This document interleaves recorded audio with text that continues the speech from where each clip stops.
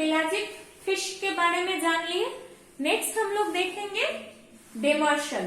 ठीक है, समुद्री मछलियों का पहला हम लोग देखें पेलाजिक मछलियां, मतलब सतह की मछलियां। इसका उदाहरण हम लोग देखें हेरिंग, मैकरल, पिलचार्ड, ब्रीजलिंग, टूना। ठीक है, जिसमें से हेरिंग, पिलचार्ड ये सारी मछलियां क्या है, खादक मछलियां हैं, छोटी छोटी है। और टूना क्या है, बड़ी मछली है, भक्षक मछली है, मतलब छोटी मछलियों को ये खा जाती है। नेक्स्ट हम लोग देखेंगे demersal fishing. Demersal, DEMERSAL, demersal fishes. Demersal fishes होती है तलीय मछलियां।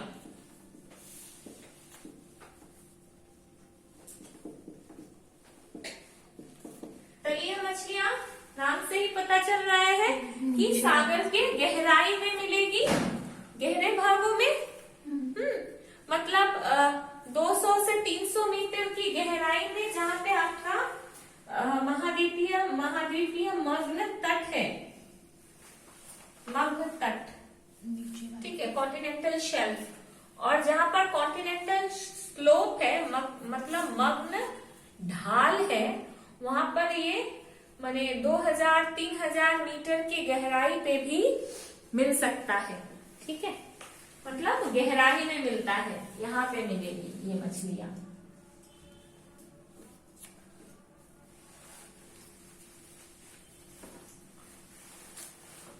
अच्छा, गहराई में मिलेगी ये मछलियां, तो कैसा होगा, मछलियों का साइज कैसा होना चाहिए, बड़ी बड़ी मछलियां होंगी, अधिक गहराई पे मिलती हैं। ठीक है, और इसका सबसे इम्पोर्टेंट यहाँ की मछली जो है वो है आपका कॉड। ठीक है, और अच्छा, तो ये मछलियां गहराई पे मिलती हैं, बड़ी होती है आकार में, बड़ी आकार की मछलियां हैं। और 2500-3000 के मीटर की गहराई पे भी ये मछलियां मिलती हैं। ये झुंड में नहीं रहती हैं, बड़ी मछलियां झुंड में नहीं रहती हैं, छोटी मछलियां झुंड में रहती हैं, झुंड में नहीं रहती है। और इसका सबसे महत्वपूर्ण फिश है डेमर्सल का कॉड। तुम लोग जानती हो कि कॉड का व्यापारिक महत्व बहुत अधिक है। ये 15 मीटर लंबा होता है।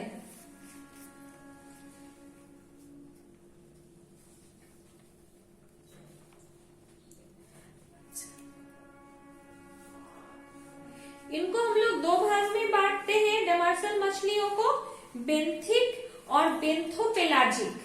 डेमर्सल फिशेस को हम लोग दो भागों में बांटते हैं, बेंथिक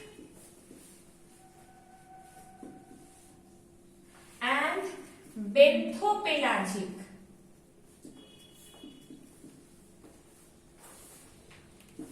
ठीक है, बेंथिक होता है वो मछलियां जो गहरे सागर के पत्थर, बालू, कीचड़ में रहती हैं।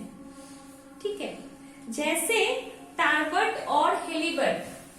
पत्थर, बालू, कीचड़ में जो मछलियां रहती है वो है बेंथिक। इसका एग्जाम्पल है हेलीबट। हेलीबट मैं याद रखना सिखाऊंगी, कैसे तुम लोग नाम याद रखोगी। नाम को याद रखने के लिए तुमको इसे लय बनाना पड़ेगा, मैचिंग करना पड़ेगा कि किसके साथ। जैसे डेमर्सल, डी से CD होता है। ठीक है, तो डेमर्सल का एग्जाम्पल वाली जो मछली होगी, डी का पहला अक्षर सी से क्या हो सकता है, कॉड। ठीक है, इस तरह से खुद से तुमको सोचना है कि हम कैसे इसको याद रखें। ठीक है, क्योंकि कुछ चीजें तो रखना ही है, याद तो रखना ही है, इसका कोई विकल्प नहीं है, हमको इसे याद रखना ही पड़ेगा। तो खुद से हमको सोचना है कि कैसे हम इसको याद रखें। जैसे हेरिंग, मैकरेल, पिलचर्ड है, तो इसको कैसे हम याद रखेंगे कि तुमको इसके लिए कुछ कोड बनाना पड़ेगा कि याद रखें। हम लोग इस तरह से कोड बनाते थे। ग्रेजुएशन में तो बहुत याद रखना पड़ता था ना, बहुत बहुत नाम, बहुत जगह के नाम। मान लो कि कहाँ कहाँ लोहा मिलता है, लोहा अयस्क मिलता है, उतना नाम कैसे याद रखेंगे? तो उसको हम लोग कोड बनाते थे, हर एक जगह का पहला लेटर को लेकर के एक शब्द बना लिए, ठीक है, ताकि याद रहे। हैलीबर्ट और क्या बोली? टारबट, हैलीबर्ट एंड टारबट। और बेंथोपेलाजिक, पेलाजिक माने क्या हो गया? ऊपर सतह में, है ना? तो जो कीचड़, ये क्या बोली? चट्टान, ये कीचड़ में जो मिलती है, हा? वो हो गया बेंथिक। और बेंथोपेलाजिक होगी ये गहरे समुद्र में ही, लेकिन थोड़ी सी ऊंचाई में, मतलब जो बेंथिक के मुकाबले थोड़ी ऊंचाई पर मिलती है, वो क्या हो गया? बेंथोपेलाजिक, ठीक है। इसका एग्जाम्पल है कॉड, बेंथोपेलाजिक का एग्जाम्पल है कॉड और तुम्हारा rat tail, rat tail, rat tail मछली, चूहा का पूंछ, रैट टेल।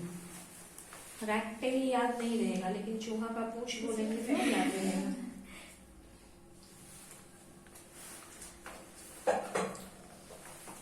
अच्छा, अब आ गया नेक्स्ट है, जिसको मैं बोल रही थी, इल्शा का एग्जाम्पल दे रही थी ना। तो ये हो गया समुद्र, पेलाजिक हो गया समुद्र के सतह पर, डिमर्शल हो गया समुद्र के तल में, ठीक है। अब थर्ड तरह की मछली है डायड्रोमस,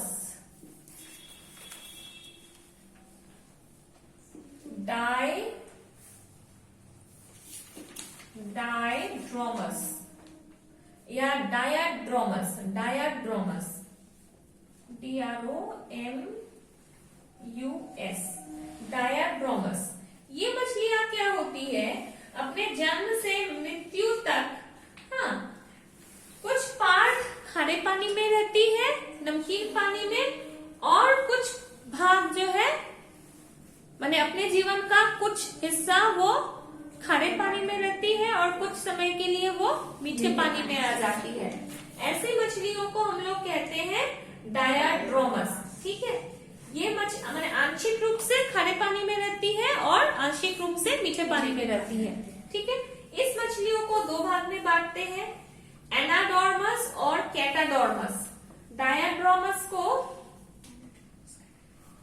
हम लोग दो भाग में बांटते हैं, एनाड्रोमस और कैटाड्रोमस।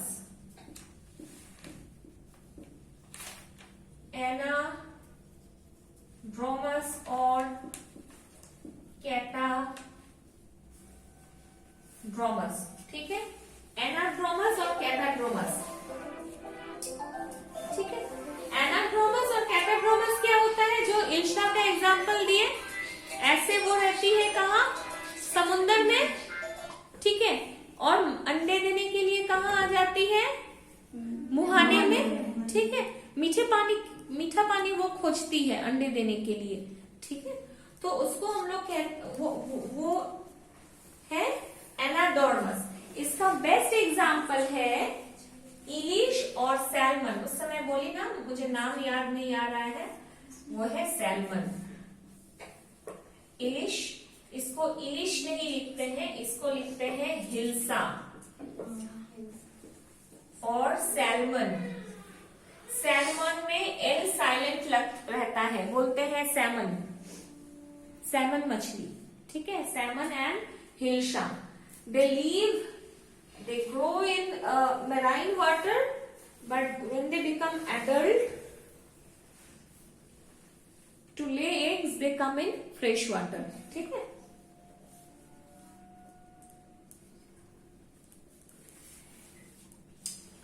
और कैटाड्रोमस ठीक इसका उल्टा होता है। कहाँ रहती है? रहती है नदी में, अंडे देने के लिए समुद्र में आती है। जस्ट इसका उल्टा, एनाड्रोमस का उल्टा, ठीक है। माने बड़े होने तक वो रहती है नदी में, अंडे देने के लिए आ जाती है समुद्र में। इसका एग्जाम्पल है ईल, ईल मछली, EEL, ईल। क्लियर? समझ में आया? अच्छा,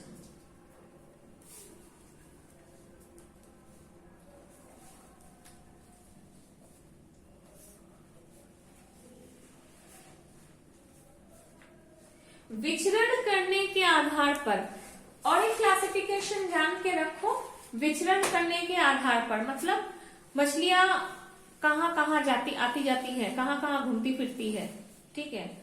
तो मछलियों का जो घूमने का है माने नेचर, मछलियों का नेचर कैसा है, किस तरह की मछलियां हैं। आवारा मछलियां हैं, इधर उधर घूमती है, तो उनका कुछ घर बार है, उसी के आसपास घूमती है।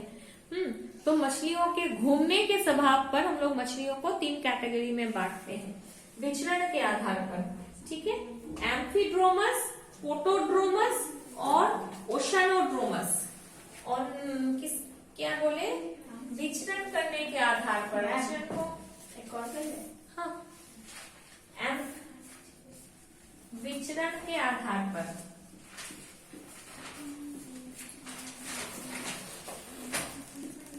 विचरण के आधार पर एम्फीड्रोमस, एम्फीबियन मतलब जानती हो, एम्फीबियन माने जानती हो। हेलो, हाँ हाँ क्लास में 6 बजे छुट्टी होगा। पोटोड्रोमस हाँ, और ओशनोड्रोमस। हाँ हाँ ठीक से क्रॉस कर देती। एम्फीड्रोमस, एम्फीबियन किसको कहते हैं? एम्फीबियन का एग्जांपल मेढक। मेढक कहाँ कहाँ रहता है? पानी में और धरती पे, दोनों में। तो वो मछलियां जो बिंदास नेचर की होती है, मतलब मीठे पानी और खारे पानी दोनों जगह समान रूप से, मछली तो ऑब्वियसली धरती पर नहीं रह पाएगी, है ना। उसको पानी, वो बचपन का कविता याद है, मछली जल रही है बाहर निकालो मर जाएगी।